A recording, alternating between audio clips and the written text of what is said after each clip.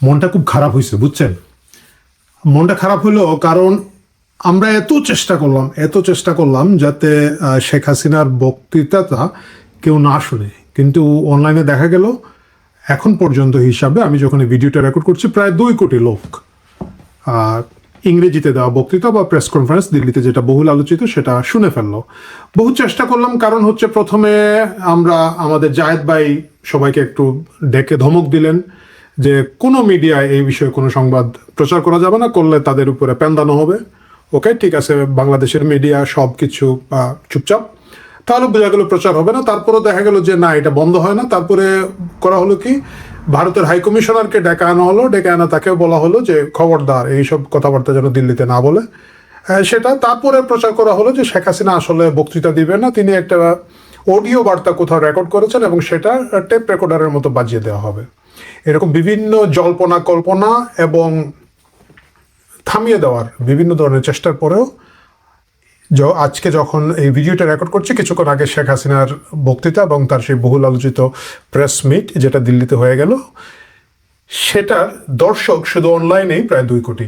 আমি যতটুকু দেখলাম, আওয়ামী লীগের অফিসিয়াল ফেসবুক পেজে 5 million, Shakib Al Hasan বিশ্বসেরা allrounder cricketer এবং আওয়ামী লীগের নেতা, ওনার এখানে ছিল 11 মিলিয়ন, এবং রয়টার্স আন্তর্জাতিক মিডিয়া সেখানে প্রায় 2.9 মিলিয়ন বা 2.7 মিলিয়ন আমি একটা দেখেছি। ধরেন ওইখানে আরও, এখন আপনারা বলবেন যে ভাই তুই লাখ বলতে গিয়ে মিলিয়ন বলছিস, তা না, এম লেখা আছে। এম মানে হচ্ছে মিলিয়ন, মিলিয়ন মানে হচ্ছে 10 লাখ।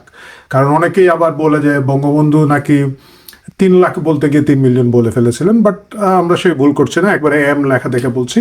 তো যদি তাই হয় তাহলে মানে 11 লাখ 11 মিলিয়ন যদি শুধু সাকিব আল হাসানে দেখে, 1,10,00,000 ওইখানে দেখেছেন, 50 লক্ষ লোক দেখেছেন আওয়ামী লীগের ফেসবুক পেজে, প্রায় 30 লাখ লোক দেখেছেন 3 মিলিয়ন রয়টার্সে, এবং এর বাইরে আরও বিভিন্ন আন্তর্জাতিক মিডিয়া প্রচার করেছে। আওয়ামী লীগের তাদের ইউটিউব চ্যানেলে আমি দেখলাম প্রায় 500,000 প্রায় ওইখানের মধ্যে দেখেছেন, প্রায় 5 লাখ লোক ওইখানে দেখেছেন। তো সব মিলিয়ে ন্যূনতম 2 কোটি বা এর চেয়ে বেশি লোক শেখ হাসিনার এই বক্তৃতা দেখেছেন। তো এটা দেখেছেন যেহেতু 2 কোটি লোক, আমি ধরে নিচ্ছি আপনারা যারা আমার ভিডিও দেখছেন তারা প্রায় সকলেই এটা দেখে ফেলেছেন। সুতরাং ওখানে শেখ হাসিনা কি বলেছেন সেটা নিয়ে আসলে এখন আলাপের সুযোগ নাই, কারণ আপনারা বলবেন ভাই তুই আবার করতে গাইলে, বেটা আমরা তো সব শুনে ফেলেছি। সুতরাং আমরা আজকে আলোচনা করব তিনি কি বলেন নাই সেটা নিয়ে। ওভারঅল আমার যে মূল্যায়নটা হচ্ছে, প্রেস কনফারেন্সটা এজ ইউজুয়াল আওয়ামী লীগের যেরকম অগোছালো কিছু কাজ করব থাকে সেগুলো ছিল, কিন্তু ওভারঅল এটা খুব ভালো অ্যাটেনশন পেয়েছে। এই অ্যাটেনশনের জন্য যারা এটা অর্গানাইজ করেছেন, ভারতীয় যে প্রেস ক্লাবটা, আন্তর্জাতিক সংবাদ মাধ্যমের যারা এটাকে আয়োজন করেছেন তাদেরকে ধন্যবাদ দিতে হয়। একই সাথে ধন্যবাদ দিতে আওয়ামী লীগের যারা এটাতে এফোর্ট দিয়েছেন, এবং অবশ্যই বড় ধন্যবাদ প্রাপ্য হচ্ছে বিএনপি সরকার, কারণ বিএনপিও যেভাবে একটু হুলস্থুল করেছে, আমাদের মতো অনেক যারা একটু রাজনীতি পর্যবেক্ষণ করি আমাদেরও খুব একটা কৌতূহল এবং আগ্রহের জায়গা ছিল যে শেখ হাসিনা কি বলবেন বা বলবেন না। কি বলেন নাই মুখে, কিন্তু তার মানে অন্যান্যভাবে সিগনাল দিয়েছেন, সেটা আমি শুরু করি। সেটা হচ্ছে তার কনফিডেন্স, তার আত্মবিশ্বাসের জায়গাটা। আমি গোটা প্রেস এর এই ভিডিওটা আমি যখন দেখলাম, আমি দেখলাম যে তিনি হেসে জবাব দিচ্ছেন, খুবই কনফিডেন্টলি বক্তৃতা দিচ্ছেন, এবং তিনি একটা কথা খুব পরিষ্কার করে বলছেন যে দেশে যে কোনো মূল্যে ফিরবেন, এবং এইটাই তার বলার কথা। বিশ্বাস করেন আজকের আগে পর্যন্ত আমার নিজেরও অনেক বেশি সন্দেহ ছিল যে আদৌ শেখ হাসিনা বাংলাদেশে ফেরার মতো বাস্তবতা নাই। বাস্তবতা না থাকার কারণে, কারণ ফেরার সাথে সাথে জঙ্গি গোষ্ঠী তাকে হয়তো মেরে ফেলতে পারে, তার উপরে তো সারা জীবনে বিভিন্নভাবে হামলা হয়েছেই, এবার তো অনেক বেশি হওয়ার সুযোগ এবং সম্ভাবনা তৈরি আছে, এবং সেক্ষেত্রে তার ব্যক্তিগত নিরাপত্তার কারণেই তাকে হয়তো তার দল, তার পরিবার এবং অন্যান্যরা, তার শুভার্থী যারা আছেন, ফিরতে দিবে না। কিন্তু আজকে তার কণ্ঠস্বর শুনে, তার ওয়ার্ড না, ওয়ার্ড বাই ওয়ার্ড উনি আগেও বলেছেন, কণ্ঠস্বর শুনে, তার ভঙ্গি শুনে বোঝা গেল যে তিনি আসলেই ডিসেম্বর অথবা ডিসেম্বরের আগে যে কোনো সময় তিনি ফেরত আসতে পারেন। এটা যদি ঘটে থাকে, এটা আমি মোটামুটি এখন নিশ্চিত যে তিনি খুব সিরিয়াসলি এটা একটা চেষ্টা করবেন, এবং তিনি চেষ্টা করলে হয়তো বাংলাদেশে ফেরত আসবেন। দ্বিতীয় যে জিনিসটা হচ্ছে যে তার কনফিডেন্স যেটা তিনি দেখিয়েছেন, যেভাবে তিনি, আপনারা দেখেছেন যে যখন সজীব ওয়াজেদ জয়কে একটা প্রশ্ন করা হচ্ছিল, ওনাকে প্রশ্ন করা হচ্ছিল, এবং সজীব ওয়াজেদ জয় বলছেন আমার মা বোধ হয় নাই, উনি হেসে বলছেন না না আমি আছি তো, এবং তারপরে উনি আরও একাধিক প্রশ্নের জবাব দিয়েছেন। দ্বিতীয় যে প্রপাগান্ডার বিরুদ্ধে সজীব ওয়াজেদ জয় এবং নওফেল বিশেষ করে অসাধারণ পারফরমেন্স দেখিয়েছেন। এই দুজনের বক্তৃতা থেকে একটা জিনিস মোটামুটি একটা লেআউট হয়ে গিয়েছে যে আওয়ামী লীগ কীভাবে আগামীতে এই জিনিসগুলোকে ডিল করবে।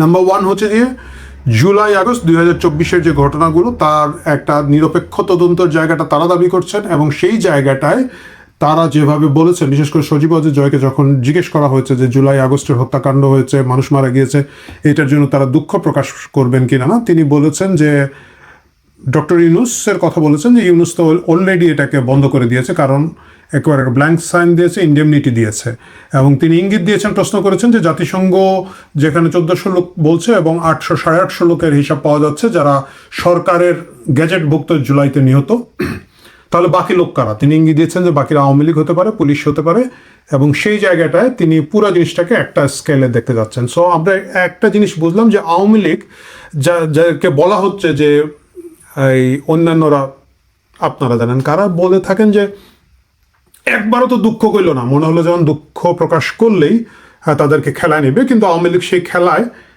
তাদের প্রতিপক্ষের নিয়মে যাবে না। এটা আজকের সিগন্যালটা খুব পরিষ্কার।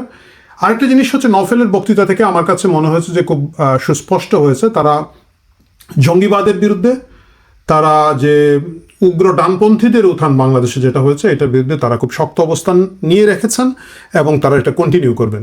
এর আগে আমরা আওয়ামী লীগকে দেখেছি 2013 থেকে 24 পর্যন্ত বিভিন্ন সময়ে তারা কিন্তু আপোষ করেছেন। ইনফ্যাক্ট 2013 আগেও তারা আপোষ করেছেন। 2013-তে গণজাগরণ মঞ্চের কারণে একটা প্রেশার তৈরি হয়েছিল, যেটা হচ্ছে সেকুলার মধ্যবিত্ত সমাজের পক্ষ থেকে যে প্রেশার তৈরি হয়েছিল, একটু তারা পিছপা হয়েছিলেন।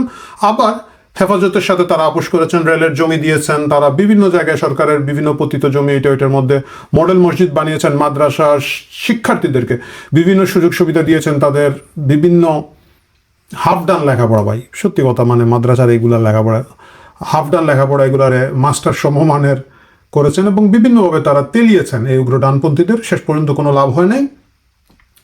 এই জায়গাটা হয়তো আওয়ামী লীগের একটু বোধোদয় হয়েছে, এবং তারা এখন ধর্মনিরপেক্ষ বাংলাদেশের কথা বলছেন, সেকুলার বাংলাদেশের কথা বলছেন, উগ্র ডানপন্থীদের বিরুদ্ধে কথা বলছেন, যেটা নওফেল খুব মোটামুটি সুস্পষ্ট করেছেন। সো এই কথাগুলো যদিও শেখ হাসিনা বলেন নাই, কিন্তু আওয়ামী লীগের যে দৃষ্টিভঙ্গি সেটা এখানের মধ্যে পরিষ্কার হয়ে গিয়েছে। আরেকটা জিনিস পরিষ্কার হয়ে গিয়েছে যে শেখ হাসিনা কেয়ার করছেন না তার পরিণতি কী হবে, এবং তিনি সব ধরনের পরিণতির জন্যই প্রস্তুত আছেন। তিনি যেভাবে বলেছেন যে আমি 81 সালে ফেরত এসেছি, 81-তে আমাকে জেলে না নিলেও 83-তে আমাকে জেলে নেওয়া হয়েছে, এবং তারপর আমি বিভিন্ন সময় কারাগারে ছিলাম। সুতরাং বর্তমানে যে বিএনপি সরকার যেটা আছে, তারা কি করবেন না করবেন সেটা শেখ হাসিনা ভাবছেন না, এবং সেটা যদি তিনি না ভেবে থাকেন, তিনি যে কথাটা বলতে চাচ্ছে, আমার যা হবার হোক, আমি বাংলাদেশে ফিরবো।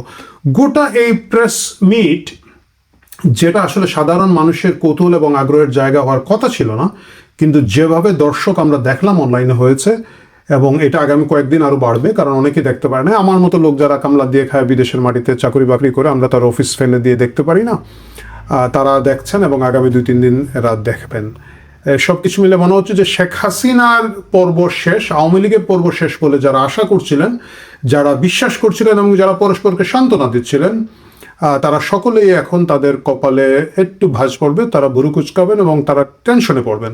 কারণ 2 কোটি মানুষ যদি শেখ হাসিনার এই আলোচিত প্রেস কনফারেন্সটি প্রথম দিনই দেখে থাকেন, এর মানে হচ্ছে শেখ হাসিনার প্রতি, আওয়ামী লীগের প্রতি, এবং আওয়ামী লীগ কী করতে চায়, শেখ হাসিনা কী করতে চান, এটার প্রতি মানুষের আগ্রহ, কৌতূহল এবং উৎসুক দৃষ্টিভঙ্গি সবসময় বজায় ছিল, বজায় আছে, এবং এটা যতক্ষণ থাকবে ততক্ষণ একটা লিডারের রাজনীতি থাকবে, একটা দলের রাজনীতি থাকবে। সুতরাং আওয়ামী লীগের রাজনীতি, শেখ হাসিনার রাজনীতি আগামীতে তো দুর্বল হচ্ছেই না, আরও বেশি স্ট্রং হবে বলেই একটা সিগন্যাল এই প্রেস কনফারেন্স থেকে পাওয়া গেল। দেখা যাক শেখ হাসিনা ডিসেম্বর বা তার আগে যদি ফিরে আসেন, তখন বাংলাদেশের রাজনীতি কী পরিমাণ উত্তাল হয়।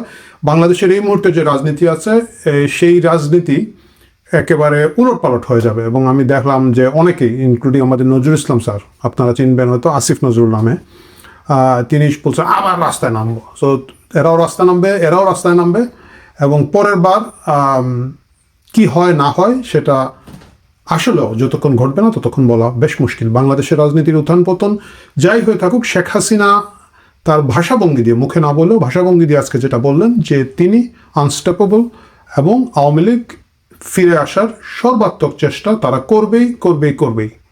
বাংলাদেশের রাজনীতি কোথায় যায় সেটা দেখার জন্য তাই আমাকে আপনাকে আরও কিছুদিন অপেক্ষা করতে হবে।